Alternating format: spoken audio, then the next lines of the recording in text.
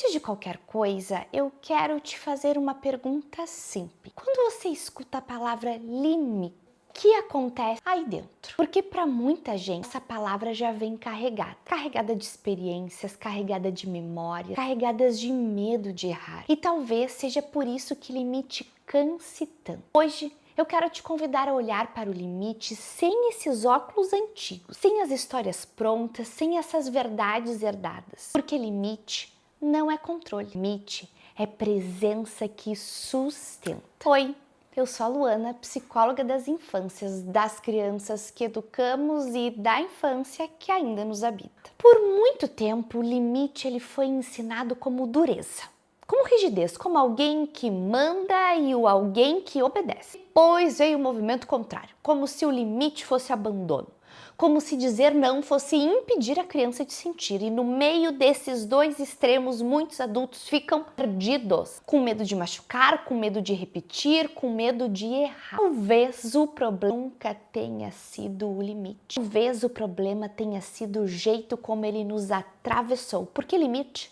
não é endurecer e também não é desaparecer. Limite é alguém que fica, mesmo quando é difícil ficar. Toda criança precisa de limite, não para ser contida, mas para se organizar. E aqui é importante entender algo sobre desenvolvimento socioemocional. O cérebro infantil ainda não sabe regular emoção sozinho. Ele precisa de um adulto que empreste estrutura. É como se a criança dissesse sem palavras: isso aqui dentro tá grande demais. Você consegue segurar comigo? Sem limite, a emoção não desaparece, ela transborda. E quando tudo é possível, o corpo da criança não descansa, porque não existe chão.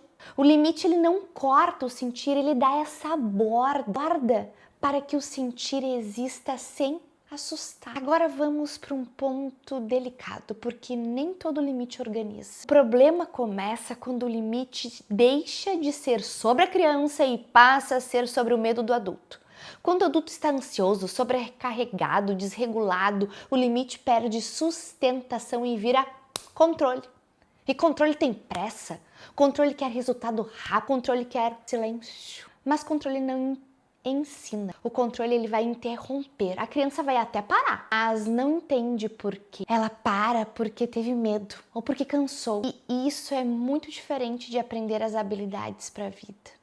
Talvez aqui a gente precise tirar algumas suposições do caminho. Existe uma ideia muito repetida na educação: se você não pune o mau comportamento, você está reforçando esse comportamento. Mas será? Vamos sair da infância por um momento e olhar para a vida adulta. Eu tenho momentos com o meu marido dos quais eu não me orgulho. E ele não me pune por isso. Eu não sinto que ele esteja reforçando o meu lado mais sombrio, o meu pior lado. Agora imagine se ele dissesse: Luana, se você gritar comigo de novo, eu não vou jantar com você por uma semana. Isso me ajudaria a mudar? Ou me deixaria com medo, ressentida, ou até mesmo desconectada dessa relação? E ao mesmo tempo, eu não espero que ele seja permissivo, eu não quero que ele passe por cima do que ele está sentindo em relação ao meu desrespeito com o grito. O que realmente ajuda é algo diferente, algo mais ou menos assim: Luana, isso não tá legal, tu tá me desrespeitando, tem algo acontecendo contigo porque tu não costuma agir dessa forma. Vamos entender melhor o que tá acontecendo aí dentro. Isso é presença com limite. A ideia de que só existem dois caminhos, um punir ou dois ser permissivo, só faz sentido se a gente tiver uma visão muito negativa do ser humano, e nós da Entretempos não temos. Nós acreditamos